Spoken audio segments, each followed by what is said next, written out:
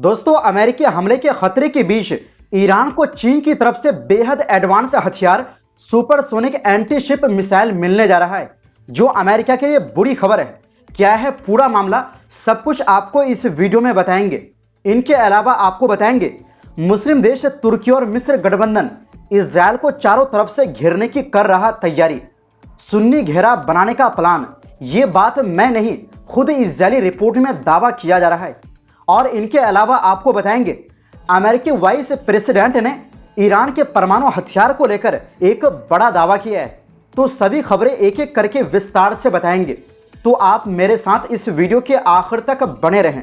तो बिना टाइम लेते हुए बात करते हैं खबरों की।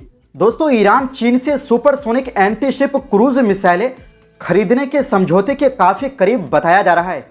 यह खबर ऐसे वक्त आई है जब अमेरिका ईरान पर दोबारा हमला करने के विकल्पों पर विचार कर रहा है। रिपोर्ट के मुताबिक दोनों देशों के बीच बातचीत 2 साल पहले शुरू हुई थी, लेकिन जून में अमेरिका द्वारा ईरान के 3 परमाणु ठिकानों पर हमलों के बाद इसमें तेजी आ गई। जिन हथियारों पर चर्चा हो रही है वो CM-302 मिसाइलें हैं। इनकी मारक क्षमता करीब 290 किलोमीटर तक है और ये समुद्र की सतह के बेहद करीब तेज रफ्तार से उड़ती है। खास बात यह है कि ये जहाजों की रक्षा प्रणालियों को चकमा देने की क्षमता रखती है। सीधी भाषा में कहें तो अगर ये मिसाइलें ईरान को मिलती है तो समुद्र में उसकी मारक ताकत कई गुना बढ़ जाएगी। इधर अमेरिका ने भी इलाके में अपनी मौजूदगी बढ़ा दी है। USS अब्राहम लिंकन का कैरियर स्ट्राइक ग्रुप अरब सागर में सक्रिय है, जबकि USS गेराल्ड आर फोर्ड पूर्वी भूमध्य सागर में तैनात है। एक तरफ वाशिंगटन ईरान के परमाणु कार्यक्रम पर बातचीत की बात कर रहा है, तो दूसरी तरफ भारी सैन्य ताकत भी दिखा रहा है। ईरान को इससे क्या फायदा होगा? दोस्तों, सबसे बड़ा फायदा होगा समुद्री डिटेरेंस, यानी रोकथाम की ताकत में बढ़ोतरी। अगर अमेरिकी युद्धपोत उसकी रेंज में आते हैं तो ईरान के पास उन्हें निशाना बनाने की असली क्षमता होगी। इससे वो सिर्फ रक्षात्मक नहीं बल्कि जवाब देने की स्थिति में दिखेगा। खासकर होर्मुज जलडम रुमदी जैसे अहम इलाके में उसकी पकड़ मजबूत हो सकती है। इससे पहले भी खबर आई थी कि ईरान ने चीन से सतह से हवा में मार करने वाली मिसाइल बैटरियां खरीदी है। बताया गया कि पेमेंट तेल के जरिए किया गया। चीन पहले ही ईरानी तेल का सबसे बड़ा खरीदार है और ईरान के कच्चे तेल का बड़ा हिस्सा बीजिंग को जाता है। यानी दोनों देशों के रिश्ते सिर्फ हथियारों तक सीमित नहीं बल्कि ऊर्जा और रणनीतिक हितों से भी जुड़े हैं। चीन और ईरान के रक्षा रिश्ते नए नहीं हैं। दोस्तों, आपको बता दें कि 1980 के दशक में ईरान इराक युद्ध के दौरान ईरान को चीन से HY-2 सिल्क वर्कम मिसाइलें मिली थी। बाद में HQ-9 सिस्टम की भी चर्चा हुई। अभी ईरान के पास रूस का S-300 सिस्टम भी माना जाता है। साथ ही उसके अपने बाबर 373 और खोड़दाद जैसे सिस्टम भी है। लेकिन एंटी शिप क्रूज मिसाइलें अलग तरह का संदेश देती है, क्योंकि ये सीधे दुश्मन के युद्धपोतों को निशाना बनाने के लिए होती है। अमेरिका के लिए यह खबर इसलिए अहम है क्योंकि उसके बड़े युद्धपोत अब संभावित खतरे की सीधी रेंज में आ सकते हैं। अगर कभी तनाव बढ़ता है और होर्मुज जलडम रुमदी में टकराव होता है तो दुनिया की तेल सप्लाई भी प्रभावित हो सकती है। याद रहे, दुनिया के समुद्री तेल व्यापार का बड़ा हिस्सा इसी रास्ते से गुजरता है। हाल ही में ईरान, चीन और रूस ने होर्मुज जलडम रुमदी, ओमान की खाड़ी और उत्तरी हिंद महासागर में संयुक्त सैन्य अभ्यास भी किया। यह साफ संकेत है कि इलाके में नए समीकरण बन रहे हैं। हालांकि समुद्री हमला दोनों पक्षों के लिए उल्टा भी पड़ सकता है। चीन के कुल तेल आयात का बड़ा हिस्सा इसी जलमार्ग से होकर आता है, यानी बड़ा संघर्ष सिर्फ अमेरिका और ईरान तक सीमित नहीं रहेगा बल्कि वैश्विक ऊर्जा बाजार को भी हिला सकता है। कुल मिलाकर तस्वीर साफ है। एक तरफ अमेरिका अपनी सैन्य ताकत बढ़ा रहा है, दूसरी तरफ ईरान चीन के साथ मिलकर संतुलन बनाने की कोशिश कर रहा है। अगर यह मिसाइल सौदा पूरा होता है तो खाड़ी क्षेत्र में शक्ति संतुलन और ज्यादा संवेदनशील हो जाएगा और हर कदम पहले से ज्यादा सोच समझकर उठाना पड़ेगा। वहीं दूसरी ओर दोस्तों, इजरायल के एक राजनीतिक विश्लेषण में दावा किया गया है कि तुर्की और इजिप्ट मिलकर चुपचाप एक नया क्षेत्रीय समीकरण बना रहे हैं। इसे सुन्नी रिंग यानी सुन्नी देशों का ऐसा घेरा बताया गया है जो आगे चलकर मध्य पूर्व की ताकत का संतुलन बदल सकता है, खासकर इजरायल के आसपास। यह रिपोर्ट इजरायली प्लेटफॉर्म मीडिया में छपा है और यूरोप स्थित गेस्टोन इंस्टीट्यूट की रिसर्च पर आधारित बताई गई है।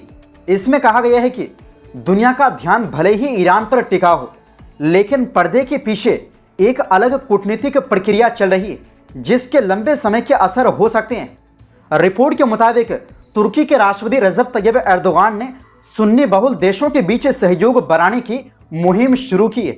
मकसद सिर्फ पुराने विवाद को खत्म करना नहीं, बल्कि अंकारा की अगुवाई में एक संगठित राजनीतिक और रणनीतिक समूह बनाना बताया गया है।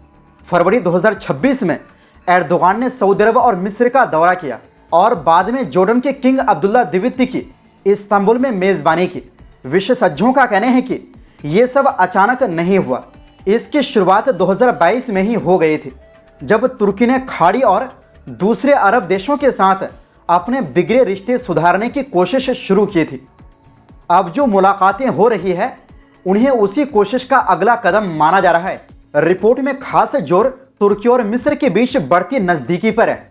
2013 के बाद दोनों देशों में लंबे समय तक तनाव रहा था, जिसका सीधा फायदा इजरायल को हुआ। लेकिन अब हालात बदलते दिख रहे हैं। एर्दोगान की काहिरा यात्रा के दौरान करीब $350 मिलियन के सैन्य ढांचे के समझौते की बात कही गई, जिसमें दोनों देश साथ मिलकर हथियार बनाएंगे। खुफिया सहयोग और सैन्य अभ्यास शामिल बताए गए हैं। साथ ही तुर्की के एयर डिफेंस सिस्टम और गोला बारूद की आपूर्ति की संभावना जताई गई। व्यापार भी बढ़कर $15 अरब तक पहुंच सकता है। विश्लेषण में कहा गया है कि अगर मिस्र इस गठजोड़ में एक्टिव रोल निभाता है तो उसका प्रभाव काफी बड़ा होगा। मिस्र के पास स्वेज नहर का कंट्रोल है, जो वैश्विक समुद्री व्यापार का अहम रास्ता है। यह इजरायल की अर्थव्यवस्था और समुद्री सुरक्षा के लिए भी महत्वपूर्ण है। रिपोर्ट का कहना है कि अगर तुर्की, इजिप्ट और सऊदी अरबिया जैसे देश मिलकर एक साथ खड़े हो जाते हैं तो वो ईरान के असर के सामने एक अलग और मजबूत ताकत बन सकते हैं, यानी इलाके में ताकत का संतुलन बदल सकता है। हालांकि ये आकलन इजरायली रणनीतिक हलकों की सोच को दिखाता है। हकीकत में यह गठजोड़ कितना आगे बढ़ेगा, ये आने वाले समय में साफ होगा। अभी इतना जरूर दिख रहा है कि मध्य पूर्व में नए समीकरण बन रहे हैं और हर देश अपने फायदे के हिसाब से नई जगह और नया संतुलन तलाश रहा है। लेकिन फिलहाल ये इजरायल के लिए बुरी खबर है। वहीं दूसरी ओर दोस्तों, अमेरिका का कहना है कि उसे ऐसे संकेत मिलते हैं कि ईरान पिछले साल जून में अमेरिकी नेतृत्व वाले हमलों के बाद अपने परमाणु कार्यक्रम को फिर से बनाने की कोशिश कर रहा है। अमेरिकी उपराष्ट्रपति JD वेंस ने पत्रकारों से कहा, सिद्धांत बहुत साफ है, ईरान के पास परमाणु हथियार नहीं होना चाहिए। उन्होंने कहा, अगर वे परमाणु हथियार बनाने की कोशिश करते हैं तो ये हमारे यानी अमेरिका के लिए समस्या होगी। दरअसल हमने ऐसे सबूत देखे हैं कि वो ऐसा करने की कोशिश कर रहे हैं। वेंस का बयान ऐसे समय आया है जब दोनों देशों के प्रतिनिधि मंडलों के बीच गुरुवार को जेनेवा में ईरान के परमाणु कार्यक्रम पर बातचीत होनी है। अमेरिकी उपराष्ट्रपति ने यह भी बताया कि राष्ट्रपति डोनाल्ड ट्रंप के विशेष दूत स्टीव विटकॉफ और ट्रंप के दामाद जेरेड कुशनर गुरुवार को ईरान के साथ होने वाले बातचीत में शामिल होंगे। वेंस ने कहा कि ट्रंप ईरान के परमाणु कार्यक्रम के मुद्दे को कूटनीतिक तरीके से सुलझाना चाहते हैं, लेकिन राष्ट्रपति के पास दूसरे रास्ते भी मौजूद है। तो दोस्तों, फिलहाल के लिए इस रिपोर्ट में बस इतना ही। फिर मिलते हैं एक नई रिपोर्ट्स के साथ। आपसे गुजारिश है, हमारी सपोर्ट के लिए वीडियो को लाइक और शेयर जरूर करें। बहुत बहुत शुक्रिया। अल्लाह हाफिज।